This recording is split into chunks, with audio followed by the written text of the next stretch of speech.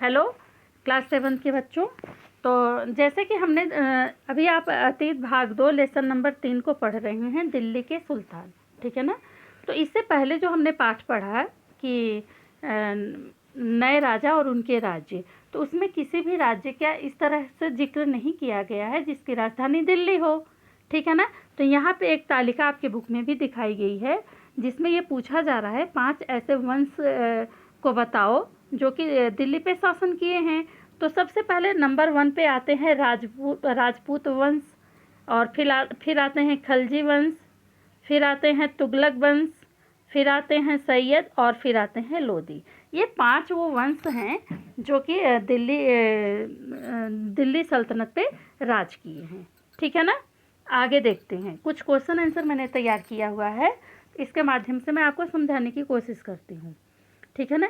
क्या आपको लगता है न्याय चक्र राजा और प्रजा के बीच के संबंध को समझाने के लिए उपयुक्त शब्द है? तो हाँ, देख लेते हैं इसका आंसर।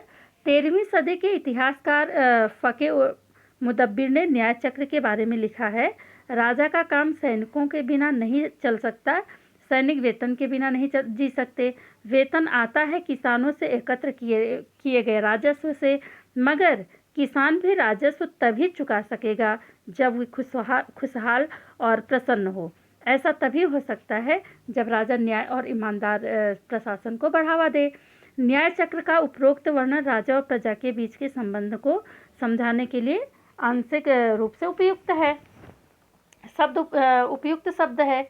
दूसरा है क्वेश्चन आपका, मिन्हाज के विचार अपने शब्दों में व्यक्त कीजिए। क्या आपको लगता है कि रजिया के विचार भी यहाँ यही थे? आपके अनुसार स्त्री के शासक बनना इतना कठिन क्यों था? तो इसका आंसर हो जाएगा मिन्हाजे सिराज का मानना था कि इस ईश्वर ने जो आदर्श समाज व्यवस्था बनाई है उसमें स्त्रियों को पुरुषों के अधीन होना चाहिए। ऐसी स्थिति में रानी का शासन इस व्यवस्था के विरुद्ध था। रजिया सुल्तान 1236 से 1240 ईस्वी तक दिल्ली सल्तनत की शासिका थी। रजिया सुल्तान को महिला शासक होने के कारण काफ़ी विरोध का सामना करना पड़ा था। रजिया सुल्ताना ने मर्दों की तरह शासन चलाया। रजिया सुल्तान के विचार मिन्हाज सिराज के विपरीत था। पहले पितृ प्रधान समाज के कारण पिता का पुत्र ही राजा होता था, इसलिए स्त्री के लिए शासक बनाना बहुत कठिन काम था, ठीक है। अगला देख लेते हैं, क्या आपको गुलाम के बेटे से बढ़कर मानने का कोई कारण समझ में आता है? क्वेश्चन को समझिए, क्या आपको गुलाम को बेटे से बढ़कर माने, अर्थात एक गुलाम है जिसे राजा जो है बेटे से बढ़कर के मान देते हैं। तो ये क्वेश्चन है इसका, ठीक है। आंसर देख लेते हैं। सल्तनत काल के प्रारंभिक शासक गुलाम वंश के थे। मुहम्मद गोरी का गुलाम कुतुबुद्दीन ऐबक दिल्ली का शासक बना था, और कुतुबुद्दीन ऐबक का गुलाम इल्तुतमिश दिल्ली का शासक बना था।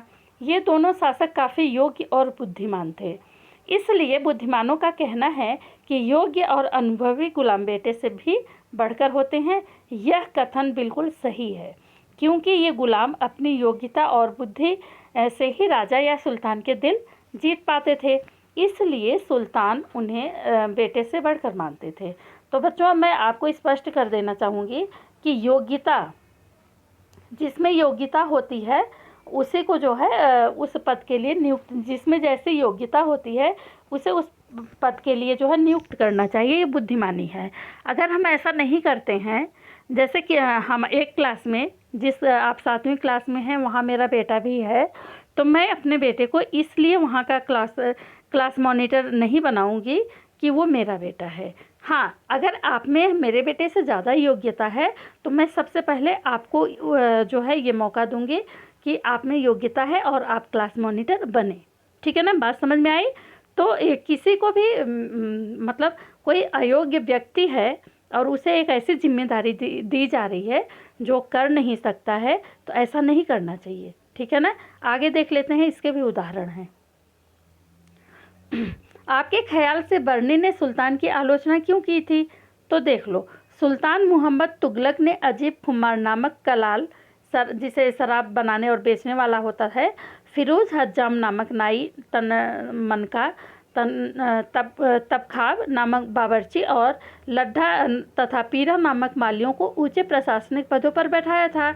ये लोग सुल्तान को चापलूसी करके बड़े पद पाए थे, इनके अंदर बड़े पद पाने की योग्यता नहीं थी। इसलिए इतिहासकार जियाजुद्दीन बर्नी ने इन नियुक्तियों का उल्लेख सुल्तान के राजनीतिक विवेक के नाश और शासन करने की अक्षमता के उदाहरणों के रूप में किया है।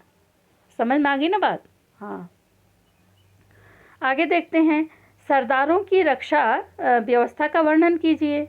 तो इसका आंसर हो जाएगा, मोरक्को से 14वीं सदी में भारत आए यात्री इन बबूता ने भारत के सरदारों की रक्षा व्यवस्था का वर्णन किया था, जिसके अनुसार सरदार चट्टानी ऊबड़ खाबड़ पहाड़ी इलाकों में किले बनाकर रहते थे और कभी कभी बांस के झुरमुटों में।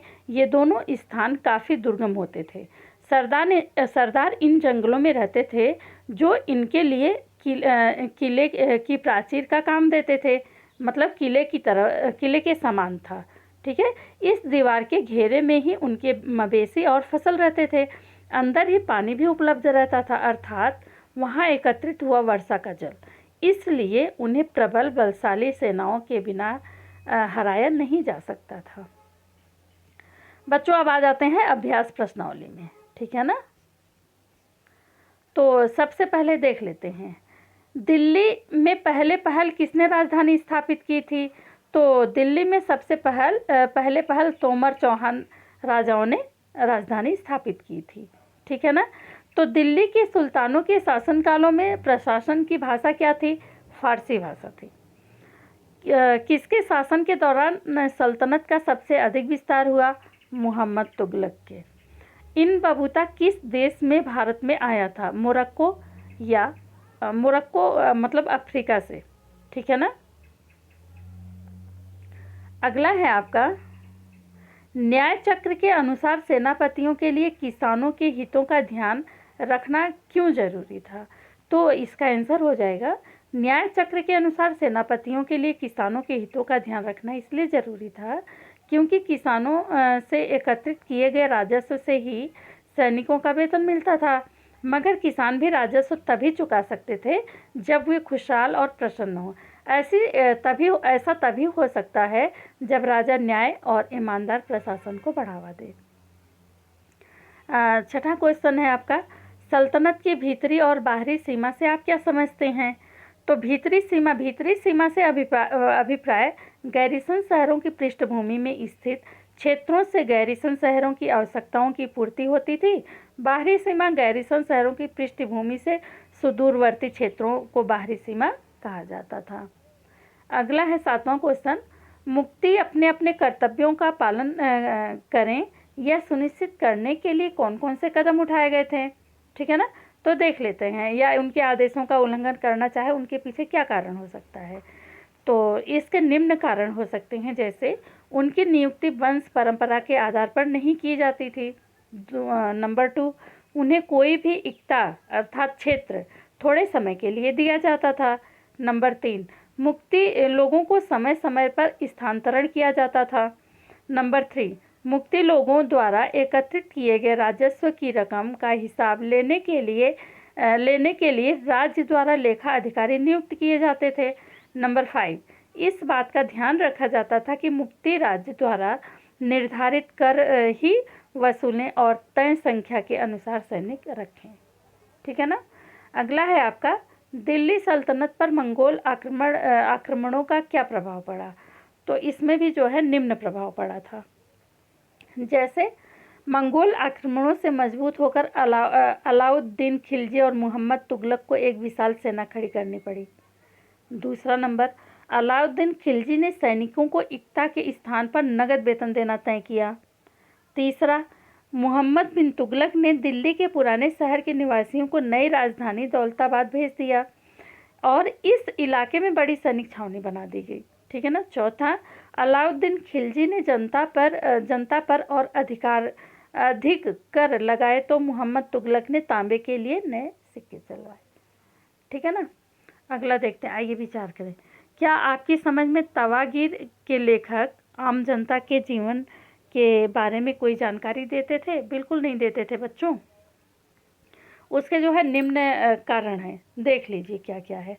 तवारीख के लेखक सचिव, प्रशासक, कवि और दरबारियों जैसे सुशिक्षित व्यक्ति होते थे जो घटनाओं का वर्णन करते थे और शासकों को प्रशासन संबंधी सलाह देते थे। वे न्याय संगत शासन के महत्व पर बल देते थे। दूसरा है, तवारीख के लेखक नगरों में रहते थे, गांव में शायद ही कभी रहते हों। तीसरा, वे अक्सर अपने इतिहास सुल्तानों के लिए उनसे ढेर सारे इकराम पाने की आशा में लिखा करते थे। दिल्ली सल्तनत के इतिहास में रजिया सुल्तान अपने ढंग की एक ही थी। क्या आपको लगता है आज महिला नेताओं को ज़्यादा आसानी से स्वीकार किया जाता है? तो बच्चों, पुरुष प्रधान देश में आज भी ये कुछ भ्रांतियाँ बनी हुई हैं कि महिलाओं को आसानी से स्वीकार नहीं किया जाता है, लेकिन फिर भी बदलती परिस्थितियों के कारण आज हर क्षेत्र में महिलाएं स्वयं को स्थापित की हैं, स्वयं को जो है इस तरह से अपने को वहाँ पे रखी हैं, इस तरह से कार्य करके दिखाई हैं कि हम पुरुषों से कम नहीं हैं। तो देख लेते हैं इसका आंसर। आज भी महिला नेताओं को ज़्यादा आसानी से स्वीकार नहीं किया जाता। आज भी भारत में लोकसभा और विधानसभा में महिलाओं की संख्या 5% से भी कम है। ये अलग बात है कि सल्तनत काल की अपेक्षा वर्तमान में महिला नेताओं को ज़्यादा आसानी से स्वीकार किया जाता है। 11वां है आपका, दिल्ली के सुल्तान जंगलों को क्यों कटवा देना चाहते थे? क्या आज भी जंगल उन्हीं कारणों से काटे जाते हैं? तो इसका आंसर देखिए, गैरिसन शहरों की पृष्ठभूमि में स्थित भीतरी क्षेत्रों की स्थिति को मजबूत करने के लिए गंगा यमुना के 2 आब से जंगलों को साफ कर दिया गया और शिकारी संग्राहकों तथा चरवाहों को उनके पर्यावास से खदेड़ दिया गया। वह जमीन किसानों को दे दी गई और कृषि कार्य को प्रोत्साहित किया गया।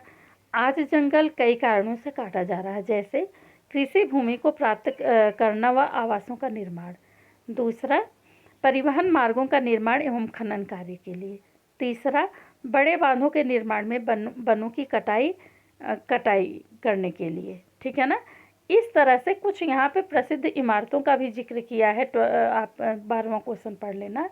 जैसे कुछ प्रसिद्ध इमारतें, कुतुब मीनार दिल्ली में, हौज खां दिल्ली में, तुगलकाबाद का किला दिल्ली में, फिरोज शाह कोटला दिल्ली में, खिड़की मस्जिद जो है दिल्ली में।